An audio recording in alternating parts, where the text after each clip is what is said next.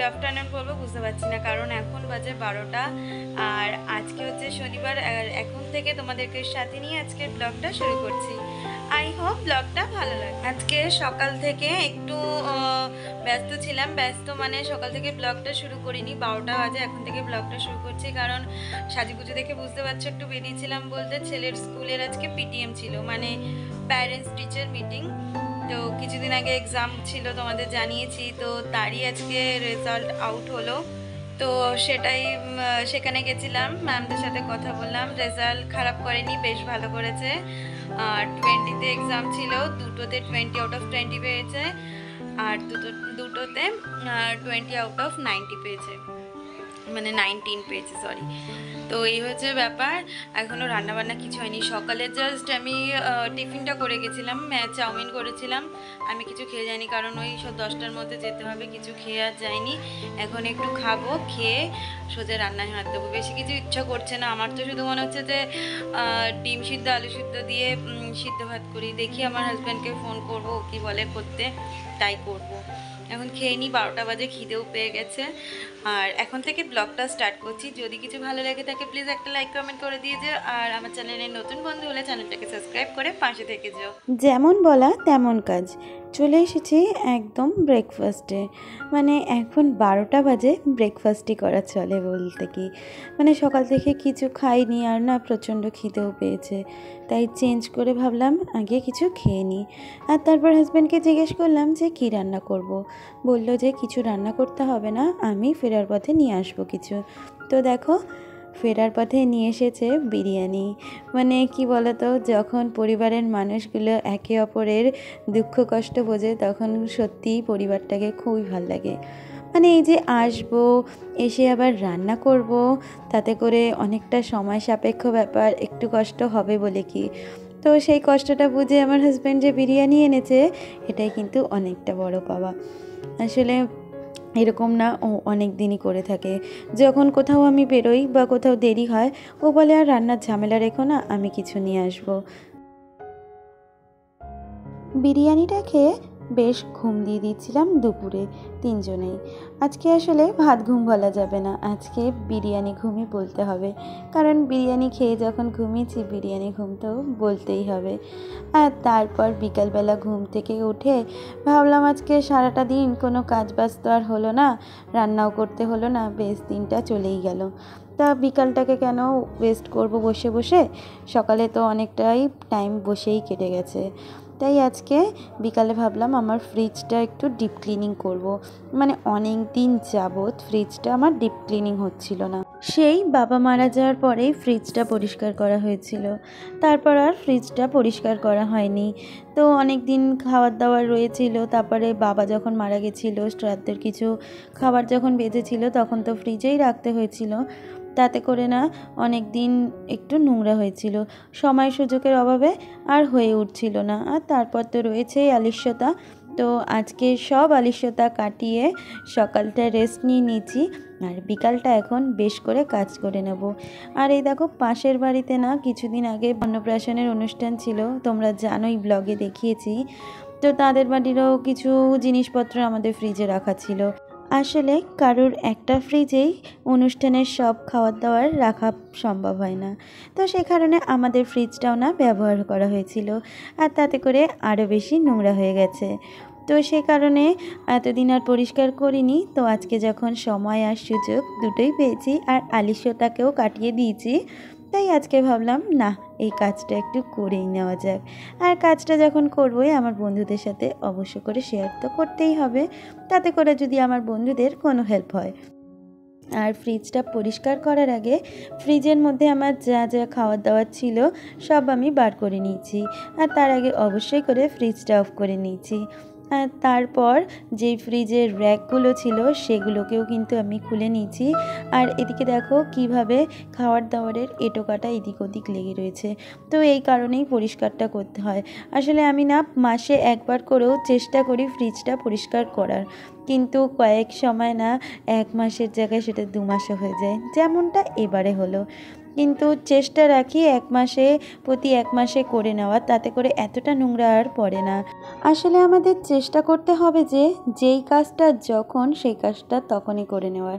আসলে কাজ যদি জমে যায় না, হয়তো জমে যাবে তখন হয়তো তোমার ভাল লাগবে, কিন্তু যখন সেই কাজটা করতে হবে তখন কিন্তু বিশেষ করে খুবই খারাপ লাগবে। তো এই হয়েছে ব্যাপার। আমি যদি এটা 2 মাস না করে 1 মাসেই পরিষ্কার করে নিতাম, তাতে করে হয়তো আমার এতটা খাটুনি পড়তো না। আর 2 মাস পরে পরিষ্কার করলেও আমার যে খুব নোংরা হয়ে গেছে সেটা কিন্তু না, ওই চারিদিকে একটু এঁঠোকাটা লেগেছে। আর ফ্রিজ পরিষ্কার করতে গেলে এগুলো তো খুলে পরিষ্কার করতেই হবে, এইটা তো একদম কম্পালসারি ব্যাপার একটা। তো আমি চলে এসেছি একদম বেসিনের ওপর। তো বেসিনের মধ্যে যেই ট্রেগুলো থাকে, মানে সেলফগুলো থাকে, সেগুলোকে আমি ভিম আর স্ক্রচ ব্রাইট দিয়ে খুব ভালোভাবে মেজে নিয়েছি, তাতে করে কিন্তু খুব ভালো পরিষ্কারও হয়েছে। তবে আমার খুব ইচ্ছে আছে যে এই সেলফগুলোতে আমি ম্যাট পেতে নেব, তাতে করে এতটা পরিষ্কার আমাকে হয়তো আর এগুলো খুলে করতে হবে না।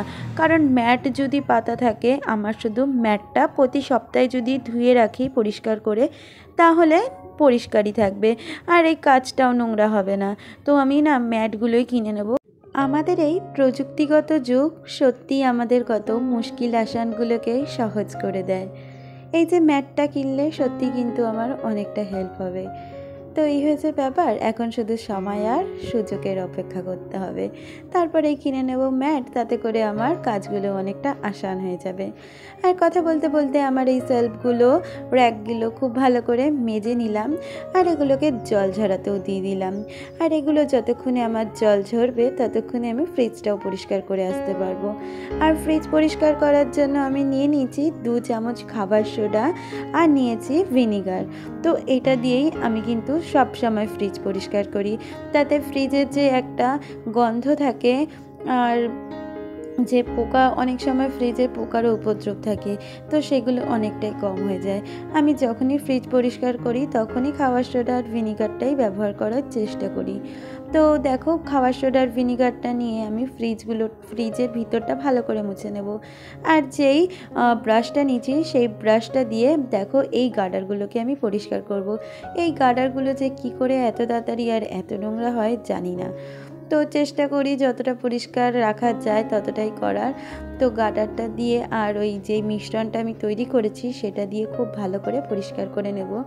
আর তারপর একটা ভিজা ন্যাকড়া দিয়ে সুন্দর করে মুছে নেব। দেখো কতটা ক্লিন হয়ে গেছে, আর বেশ সুন্দরও কিন্তু দেখতে লাগছে। আসলে তোমরা যে ফ্রিজটা দেখছো আমি ক্লিন করছি, এই ফ্রিজটার আনুমানিক বয়স হচ্ছে 20 বছর, মানে আমার বিয়েরও অনেক আগেকার ফ্রিজ। আমার শাশুড়ি এগুলোর আগে যত্ন করতো, আর এখন শাশুড়ির পরিবর্তে আমি যত্ন করি। শাশুড়ি মা নেই, এখন আমি করছি।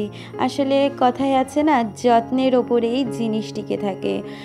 যত্ন করেছে বলেই আমার শাশুড়ি মা এতদিন ফ্রিজটা রয়েছে, আর এখন শাশুড়ি মায়ের পরিবর্তে আমি যত্ন করছি, তাই তো 20 বছর ধরে একটা ফ্রিজ রয়েছে।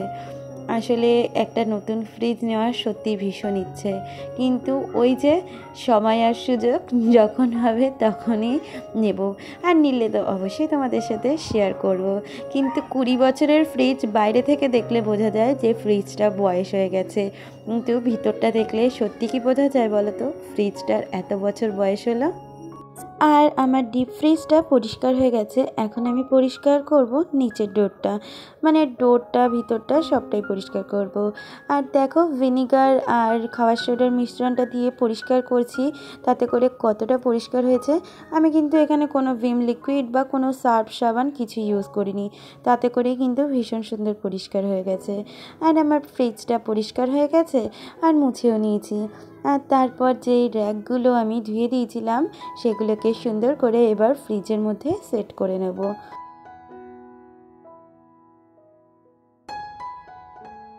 আর যেই বরফের ট্রেটা আছে সেটার মধ্যে আমি জল দিয়ে একদম ডিপে ঢুকিয়ে দেবো। আসলে বরফটা না যতটা না খেতে লাগে তত বেশি আমাদের দরকারে লাগে। দরকার বলতে ছেলে কোথাও পড়ে গেল বা কেটে গেল, বা অনেক সময় রান্নার ক্ষেত্রেও কোনো টিপস অ্যাপ্লাই করতেও কিন্তু বরফ লাগে। তো সেই জন্য বরফটা করে রাখি। আর তারপর ডিপের যে সেলফগুলো রয়েছে সেগুলোকেও আমি সুন্দর করে লাগিয়ে নেব। আর সব সেলফগুলো লাগানোর পরে আমি ফ্রিজে যা যা ছিল সেগুলোকে আবার জায়গা মতন রেখে দেব। আসলে এখানে অনেক রকমের সস ছিল, তারপর গোলাপ জল, কেওড়া জল, তারপরে জ্যাম, এগুলোই ছিল। আমরা ফ্রিজের জলটা খুব একটা খাই না বলে রাখি না, খুব গরমে খেতাম, এখন আর খাওয়া হয় না। আর কোল্ড ড্রিঙ্কসটাও আপাতত রাখা হচ্ছে না ছেলের ভয়তে, তো রাখলেই বারবার করে খাবে, সেই ভয়তে রাখছি না, কারণ এখন বাইরের ওয়েদার না প্রচণ্ড খারাপ, তো সেই কারণেই আর রাখা হয় না এখন কোল্ড ড্রিঙ্কসটা। আর তারপর ভেজ বক্সে ভেজিটেবলসগুলো ঢুকিয়ে দিলাম। আর তারপর দরজাটা দিয়ে ভাবলাম ভিতরটা যখন এত সুন্দর করে ক্লিন করলাম, বাইরেটা কেন ক্লিন করব না, তাই বাইরেটাও কলিং দিয়ে ভালো করে মুছে নিলাম।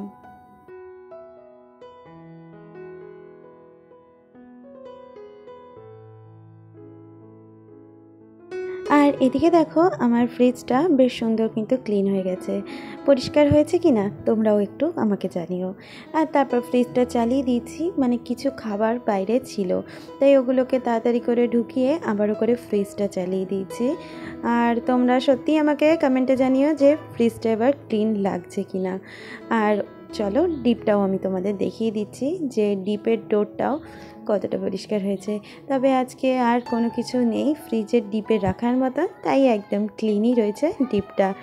আর তারপর যখন সময় ছিল হাতে, তাই ভাবলাম আর কিছু কাজ করে নিই, মানে ওই সোফা কভারটা সকাল থেকে আজকে আর টানটানও করা হয়নি আর পরিষ্কারও হয়নি, কারণ সকালবেলা উঠে খুব তাড়াহুড়োর মধ্যে রান্না মানে টিফিনটা করে স্কুলে গেছি, সে কারণে আর এগুলো পরিষ্কার হয়নি।